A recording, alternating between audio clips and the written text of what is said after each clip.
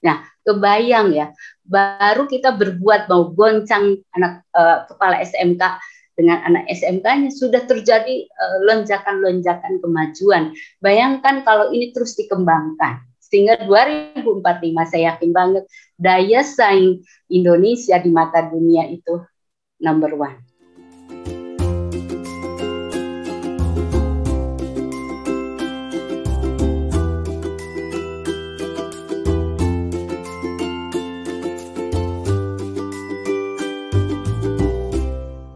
Hai sahabat Red Times ID, inspiring. Senang sekali pada sore hari ini kita ketemu lagi untuk ngobrol, untuk diskusi, untuk sharing gagasan bersama sosok-sosok spesial ya. Kali ini ya untuk pertama kalinya Red Times Inspiring yang kita angkat itu seorang woman, kayak kisah seorang perempuan dan gagasan beliau. Senang sekali bagi saya hari ini bisa ngobrol dengan Dr. Ulani Yunus. Beliau merupakan dosen di Universitas Bina Nusantara Jakarta. Selamat siang, Teh. Selamat siang, Bang. Senang sekali nih. Thank you, Teh. Sore hari ini ya. Ya. Teh Ulani ini sendiri selain ngajar, beliau juga banyak melakukan riset, banyak melakukan penelitian, menyangkut studi komunikasi, studi personal branding, dan banyak lagi. Nanti sebentar kita coba urai dan tangkap apa inspiring dari beliau. Teh, di setiap awal perbincangan kita di Red Times, kita akan mulai dari kisah hidup seseorang atau sosok figur yang kita angkat. Teh Ulani lahir di Bandung 24 November 1966. Sagittarius. Sagittarius. Terima kasih, Bang. Sagittarius. Ya. Bisa diceritakan bagaimana masa kecil kehidupan sampai akhirnya menjadi Dokter Ulani Yunus. Silakan, Teh. Ya, baik. Pertama saya mengucapkan terima kasih nih, Red Times keren sekali ya. Red Times inspiring. Very nice brand ya. Oke, bercerita tentang saya. Saya kira saya sih bukan siapa-siapa ya, Bang. Tapi saya beruntung bahwa Tuhan beri jalan yang banyak, menurut saya itu sebuah berkah lah ya. Jadi ketika masa kecil saya memang sering diminta menjadi MC, menjadi ketua pramuka gitu-gitu, Bang. Jadi entah gimana, pokoknya kalau ada upacara bendera saya yang menjadi pemandu acara gitu ya. Nah sebetulnya mungkin ya bukannya mau ria ya, tapi kalau orang tua SD, SMP ataupun sekolah lah gitu ya, SMA dipanggil ke sekolah tuh suka deg-degan kan. Nah, tapi waktu itu orang tua saya tiba-tiba dipanggil ke sekolah, saya juga nggak paham. Tapi ternyata orang tua saya pada saat itu dipanggil untuk mendapat penghargaan gitu ya. Jadi karena anaknya dianggap berprestasi, Bang. Nah, itu sebuah momen di masa kecil yang menurut saya, Bapak saya bilang gini, Bapak udah deg-degan, kenapa Bapak dipanggil ke sekolah kamu gitu. Tapi ternyata Bapak mendapat ucapan selamat dan saya diumumkan menjadi salah satu pelajar yang pinter lah gitu ya. Nah, jadi saya nembus ke kota, saya tinggal di kampung namanya Majalaya. Lalu bisa masuk ke kota Bandung. Orang Sunda tuh kalau nimangin anaknya selalu bilang anak king, anak kung ya, cepat gede, cepat jangkung gitu, segera sekolah ke Bandung gitu. Jadi target dari ibu-ibu itu adalah sekolah di Bandung adalah sebuah cita-cita, dan saya masuk di SMA Negeri 4 ya, itu juga salah satu sekolah populer di Bandung. Dan akhirnya kuliahnya saya masuk, saya SMA-nya IPA, tapi saya masuknya justru sebetulnya disarankan menjadi dokter, menjadi guru kimia gitu, karena nilai-nilai IPA saya lumayan bagus. Termasuk yang diingat salah satunya anak pinter lah gitu. Di kelas saya itu entah kelas istimewa atau apa, di kelas saya tuh ada 8 dari SMA itu, di satu kelas itu menjadi dokter, Bang. Mungkin kalau saya lanjut ke kedokteran 9 termasuk saya.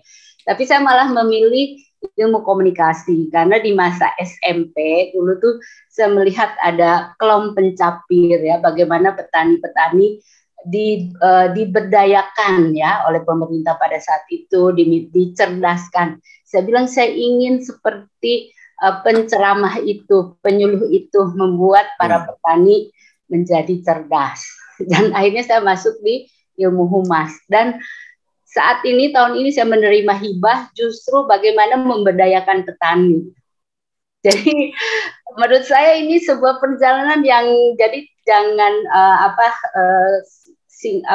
abaikan masa kecil, karena ternyata itu berjalan bersama waktu dan bisa terwujud di kemudian hari. Gitu Bang. Keren sekali. Kayak ada kelom pencapir. Saya ingat Harmoko di masa lalu. Ya, kelompok pemirsa dan pendengar. Pendengar ya, pirsawan ya, pirnya pemirsa pirsawan. Juga dipanggilnya ya. Iya.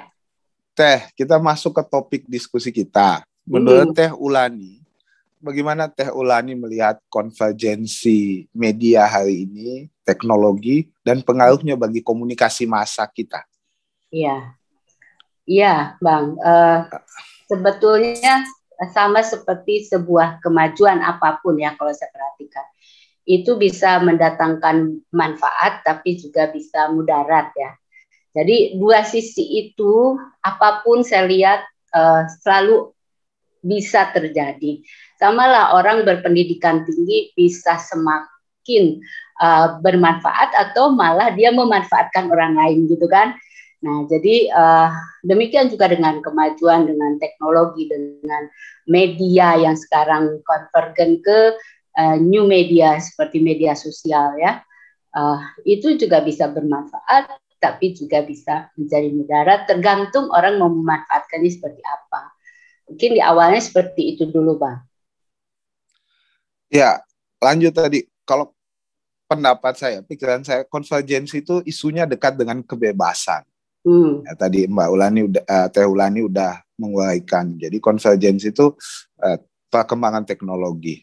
Nah, pertanyaan pokoknya ketika kebebasan itu, sekarang kita lihat banyak kasus hate speech, bullying. Menurut Teteh, apa yang sebenarnya terjadi dengan kebebasan dan konvergensi kita?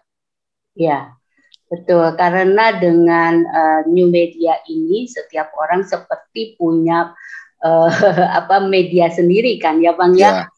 Orang dengan bebas posting apa saja, bahkan dulu mungkin tanpa sortir sama sekali. Sekarang sih ada beberapa seperti video, kalau posting ada yang video ini tidak layak lagi ditayangkan dan lain-lain ya.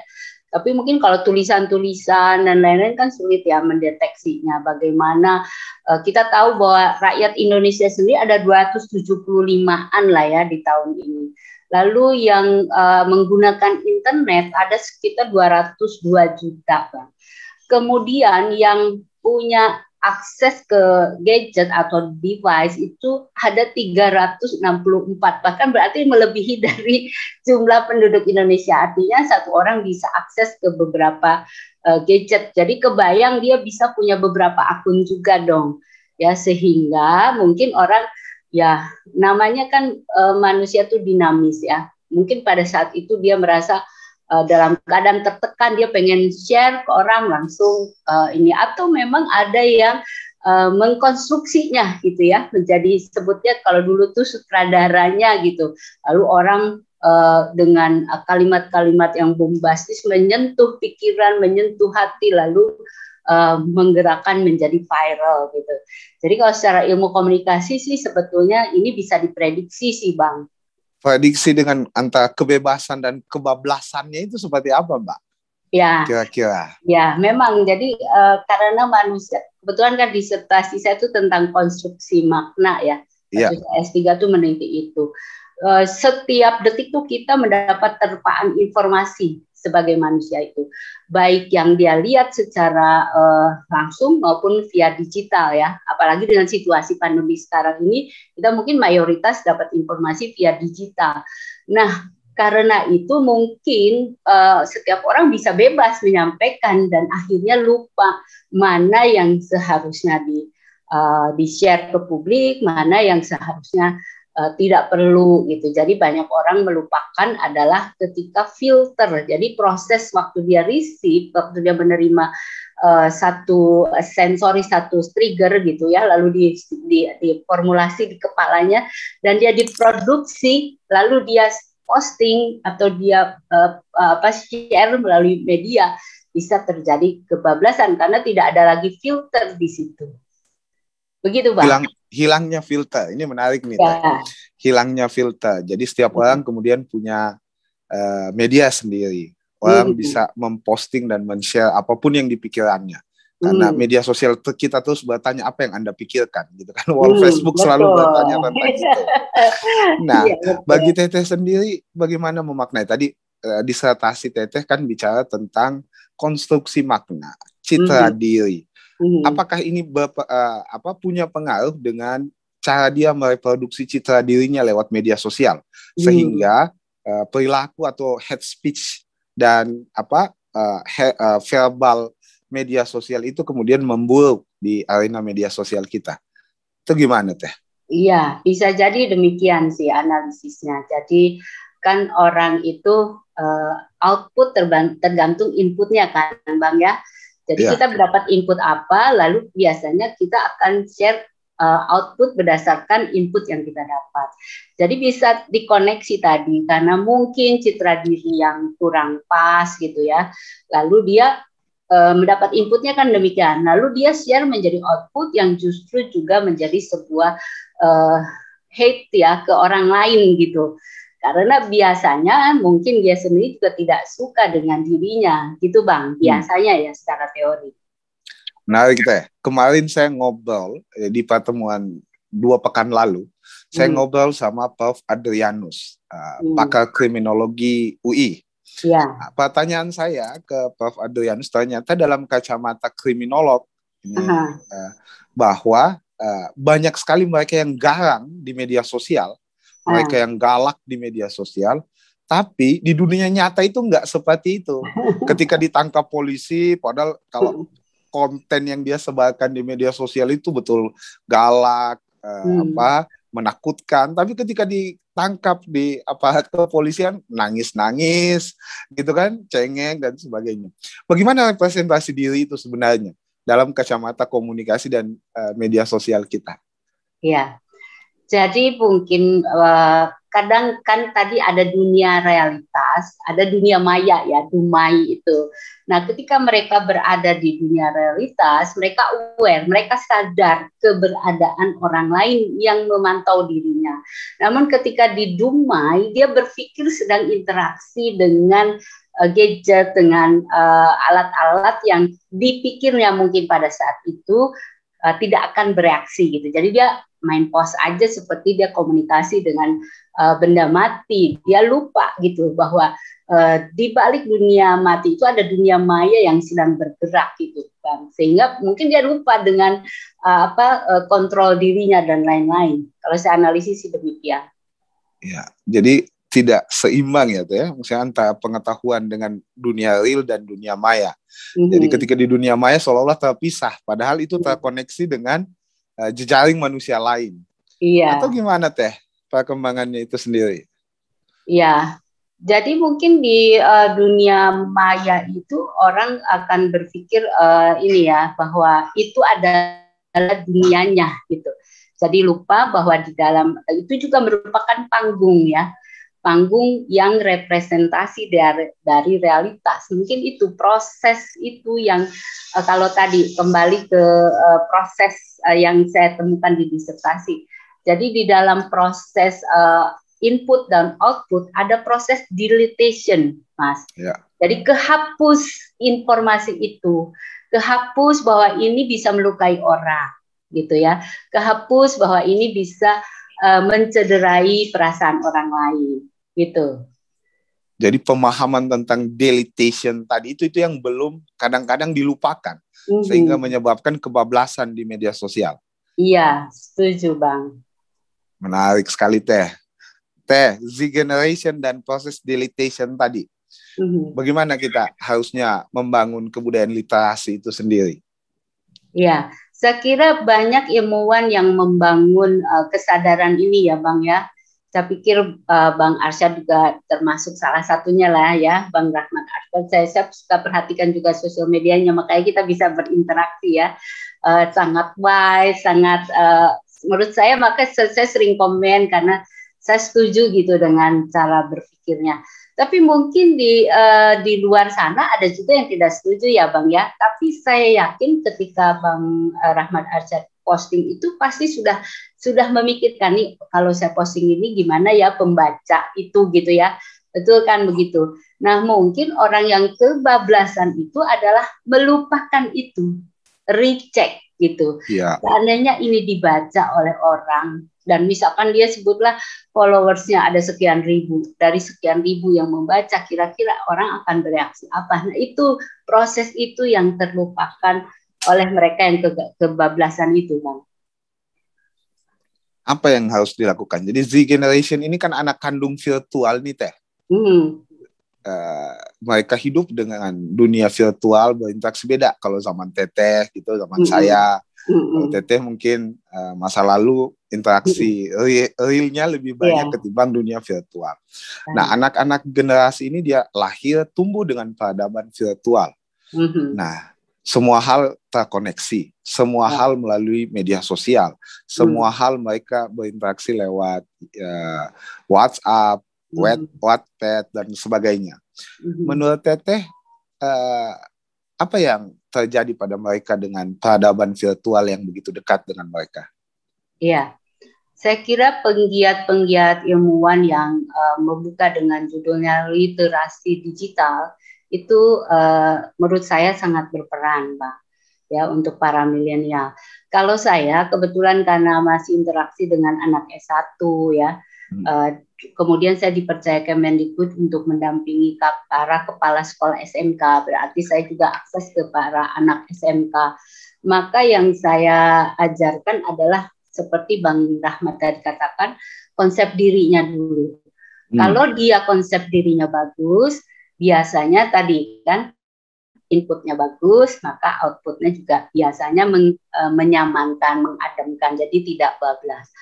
Dan kita punya kesempatan memberikan itu sharing ke kepala sekolah, ke SMK, karena mereka juga sama persoalannya, mereka menangani para milenial Gen Z ini yang mungkin di posting di sosial medianya bagaimana, sehingga akhirnya ada beberapa kepala sekolah memantau para medsosnya siswa-siswanya, karena khawatir ada yang tiba-tiba meskipun anak pria ya nih siswa buka baju gitu, posting, bilang karena bagian dari branding, karena saya banyaknya fokus ke branding, salah satunya Bang Rahmat. Jadi saya bilang itu branding ke SMK Bapak loh. Jadi ya baik kita kalau gitu ada dosen, ada guru yang sengaja memonitor para sosmed anak-anak mudanya. Saya pikir itu salah satu upaya supaya tidak kebablasan itu, Bang. Menarik sekali Teh, membimbing kepala sekolah. Kepala sekolah ini kan generasi baby boomers ya, maksudnya generasi yang berjarak. Sementara anak Z generation ini dia merupakan generasi sendiri. Bagaimana menyambungkan itu dan cara kita untuk membangun literasi di antara dua sisi. Ya, perbedaan culture pasti, culture virtual segera saat ini real time, mereka terbiasa dengan itu. Sementara kita kan mengenal tadi deletation, kemudian kita mengenal ada yang namanya gatekeeping dan gatekeeper di dalam sebuah penyampaian sebuah berita. Ya, ada intinya ada proses seleksi. Bagaimana Teteh mendidik itu? Ini saya mau dengar ceritanya. Keseruannya. Ya, memang. Nah, itu yang saya bilang sebuah keberuntungan buat Tuhan izinkan saya mendapat hibah mendampingi kepala sekolahnya ya, Bang ya. Kepala sekolah SMK seluruh Indonesia dari Sabang sampai Merauke tiap tahun. Tahun lalu 90 kepala sekolah, tahun ini 60. Targetnya SMK itu ada 14.000. Mungkin sampai terus selesai ya, sampai semua kepala SMK-nya mendapat bimbingan kita untuk mereka adaptasi dengan milenial ini. Jadi kita ajarin mereka ber-YouTube Ria, TikTok-kan ya, bikin-bikin stiker gitu untuk kalau iya kakak atau apa, mereka harus bukan menarik si milenial atau Gen Z ini untuk beradaptasi dengan kepala sekolah dan guru, tapi kepala sekolah dan guru lah yang beradaptasi dengan mereka. Jadi akhirnya mereka pada main TikTok dan lain-lain gitu ya. Yang tadi baby boomers itu ya harus, aduh Bu, kita udah tua Bu, sudah joget sudah, tapi akhirnya seru dan ternyata mereka ketagihan Bang. Iya ya. Susah nggak tuh Teh? Repot nggak? Kan Teteh ya punya pengetahuan ada dari kampus, di mana peradaban virtual itu kelas binus lah, pasti agak maju ketimbang daerah lain. Di banyak, utamanya SMK, SMA saya nggak yakin pemerataan provider kita sama, kemudian pengetahuan akan penggunaan aplikasi media sosial itu juga tidak sama. Ini kan tantangan nih. Nah, bagaimana Teteh melihat itu supaya mereka terbiasa beradaptasi dengan kultur Z generation ini?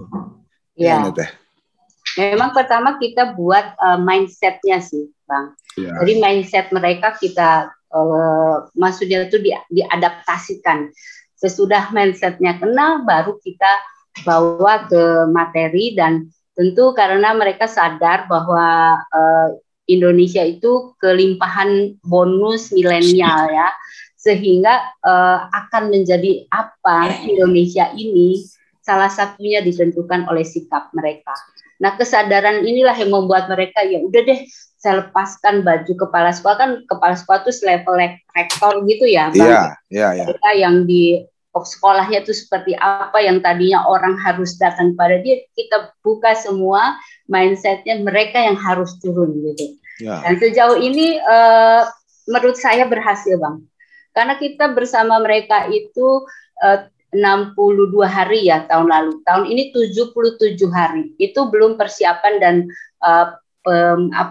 pelaporannya. Jadi relatif 4 bulanan lah kita fokus bersama mereka dalam rangka adaptasi. Jadi sebetulnya bermula dari mindsetnya itu sih, Bang. Jadi adaptasi terhadap kultur baru supaya tidak kebablasan ini. Kata kuncinya adaptasi.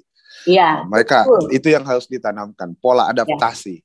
Supaya tidak terjadi chaos generasi nih. Generasi baby boomers kan terbiasa bangun high structure gitu, membentengi dirinya sebagai kepala sekolah harus gini-gini. Menarik sekali tuh Teh. Nah, tiba-tiba hari ini mereka harus membuka diri, ada di medsos, mereka harus ini berinteraksi. Pola mereka adaptasi kita guncang sih, diguncang banyak yang tidak nyaman ya. Memang untuk menuju perubahan tuh bisa tidak nyaman ya, Bang. Tapi ya sejauh ini menurut saya sudah berhasil, Bang. Keren. Adaptasi sudah dimulai oleh Teh Ulani. Sekarang dari adaptasi menuju inovasi. Menurut Teh Ulani apa yang harus dilakukan? Ini kalau biasanya orang bicara Z generation-nya, ini kita bicara di atas Z generation untuk mengadopsi apa yang terjadi hari ini dari generasi virtual. Inovasi apa Teh yang harus kita dorong agar media sosial kita tidak kebablasan? Ya, yang pasti para mereka sebutnya provider atau pengelola itu harus semakin aware ya terhadap potensi tadi, kalau kita bilang mudaratnya itu ya dari sebuah media sosial, sehingga mereka harus ciptakan sistem sih kalau balik ke media sosial. Jadi misalkan kan setahu saya ada beberapa kata kunci yang bisa di-set. Jadi kalau ada kata kunci ini, maka dia tidak bisa post misalkan gitu ya. Itu mungkin bisa menjadi salah satu adaptasi dari si pengelola media sosialnya, Bang. Inovasinya apa yang bagus, yang harus dilakukan? Harusnya baik kampus kita, baik juga masyarakat dan publik kita untuk memahami Z generation. Iya, jadi kalau dari sistemnya, Bang, saya ambil contoh gini ya, kayak WA ya, WhatsApp misalkan, karena banyak orang bisa hacker ke WhatsApp, sehingga dia ciptakan ada two-step verification ya, jadi orang bisa pakai password tertentu. Nah, mungkin si media sosial itu juga termasuk ketika post, jika ada kata-kata yang sebutlah tadi jahat, yang kebablasan, gagalkan saja gitu. Jadi dia tidak bisa post jika ada kata itu.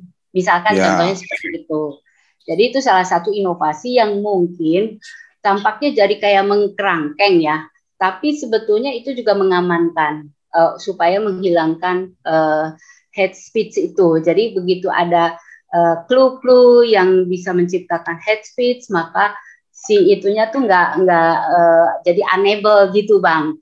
Itu contoh inovasi yang bisa itu dari segi pengembang ya Teh. Ya. Jadi para pengembang, developer baik media sosial, kemudian yang pengembang di teknologi digital itu sendiri harus berani membatasi. Jadi pembatasan itu dilaksanakan di kontennya. Iya. Nah, karena saya ambil contoh Bang, saya menambahkan. 2012 saya riset ke China ya, ke Tiongkok. Nah, saya itu ada info, tolong cek email Bu gitu. Nah, saya akses ke Gmail, ke itu aja di China tuh nggak bisa loh pada saat itu ya. Jadi mereka benar-benar pakai produk mereka sendiri. Terus saya sekarang lagi mengamati beberapa film ya, drakor gitulah, bukan drakor ya, drama-drama, dracin ya.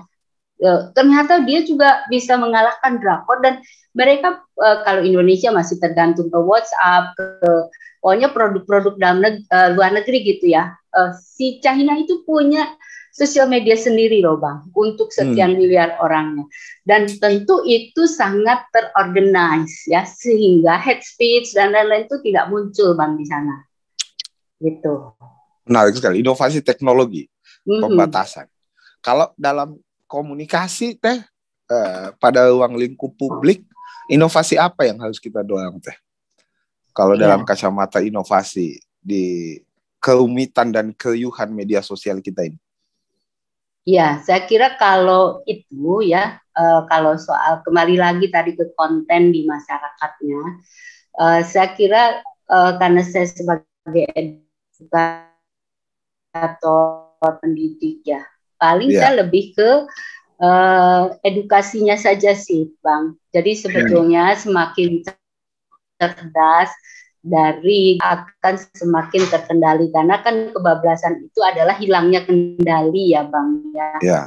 Nah jadi tadi saya nonton ya, karena lagi ada cucu di rumah mau cari-cari kartun joget-joget, malah muncul satu berita selebritis yang dituntut ya gara-gara posting di media sosial mengomentari anak artis ya.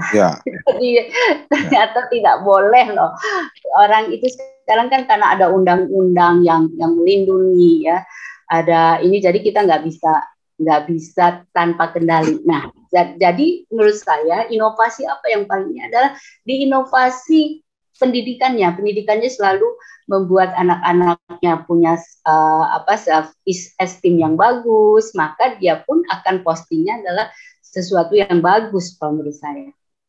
Jadi pada manusia, human well. Iya. Nah, pekerjaan terbesar mendidik manusia adalah mendidik generasi. Teh, pengalaman mengajar generasi yang berbeda dengan zaman kita itu gimana Teh? Iya. Jadi mungkin salah satu yang agak ini adalah soal kedisiplinan ya Bang ya. Saya nggak tahu nanti Bang Rahmat dalam saya tahu ya pengalamannya kan banyak juga. Kedisiplinan kalau dulu ketika on-site di kampus kadang-kadang datang terlambat gitu ya. Nah itu sebenarnya adalah gambar disiplin, itu bagian dari gambaran pengendalian diri Bang. Jadi kalau dia suka terlambat, berarti dia tidak mampu mengatur waktu, tidak mampu mengatur dirinya, tidak mampu mengendalikan dirinya. Itu berpotensi bisa kebablasan. Sehingga menurut saya, dulu tuh saya cukup keras ya, karena saya juga memposisikan diri saya keras gitu. Untuk banyak hal saya disiplin. Nah, jadi kalau ada orang yang suka menyimpang ya, termasuk misalkan mahasiswa atau rekan kerja, saya tuh tidak nyaman pada saat itu, suka menuntut gitu. Karena mungkin tadi Bang Rahmat bilang Sagittarius ya. Sagittarius ini penebar pesona, tapi dia juga strict dalam tertentu gitu ya. Pemanah juga. Ya, jadi dia pokoknya menebar pesona lewat panahnya, tapi dia juga punya kaki kuda yang tegap gitu ya. Jadi kalau yang tidak di jalurnya pasti bermasalah dengan saya, Bang. Nah, jadi dulu saya sangat ketat dengan itu, tapi berjalan bersama waktu saya tahu bahwa ternyata gaya saya itu belum tentu cocok dengan milenial ini. Kalau mereka tidak nyaman, buat apa juga gitu. Karena suatu yang dikerjakan dengan tidak nyaman biasanya tidak maksimal, Bang. Nah, jadi pendekatannya saya rubah. Mereka harus bahagia dulu gitu dengan semua aktivitasnya. Kalau mereka bahagia, maka ada kegembiraan, kesenangan yang muncul ya.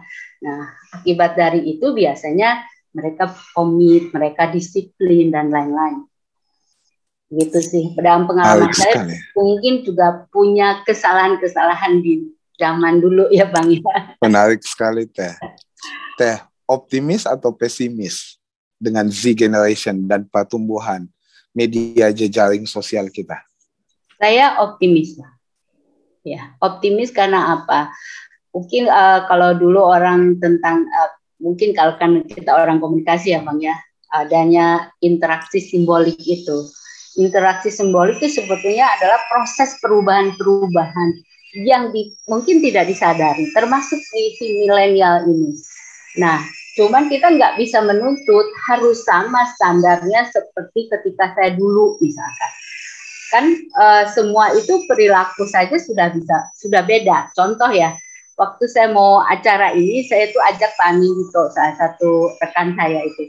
Bu, ini online kan ya? Dia bilang gitu. Iyalah Mas, maksud kita mau ke Makassar. Saya bilang, dia ketawa.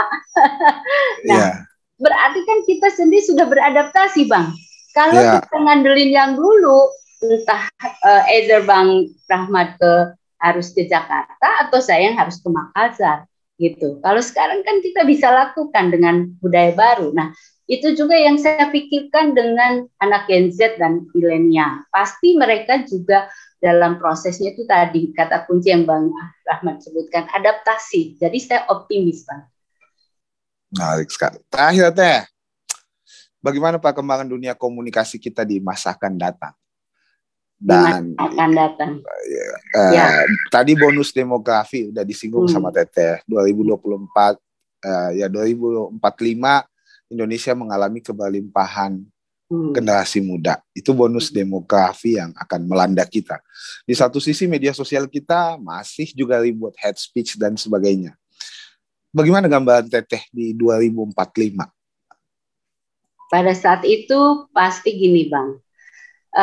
Saya menemukan ya, karena saya ditempatkan oleh BINUS itu di Research Interest Group. Jadi bahkan bukan satu bidang ilmu, Bang. Ya. Jadi satu orang itu sekarang tidak bisa fokus kepada satu bidang ilmu. Jadi kita harus menguasai beberapa ilmu lain. Dan kita harus mampu berkolaborasi dengan teman yang berasal dari ilmu lain. Gitu ya. Sehingga itu ibaratnya seperti jaring laba-laba yang ngebentuk, sehingga pada 2045 saya yakin sekali bahwa Indonesia itu menjadi salah satu yang ditakutkan oleh negara-negara sekitarnya. Karena tadi kita sudah aware bahwa bonus demografi milenial ini menjadi sebuah kekuatan.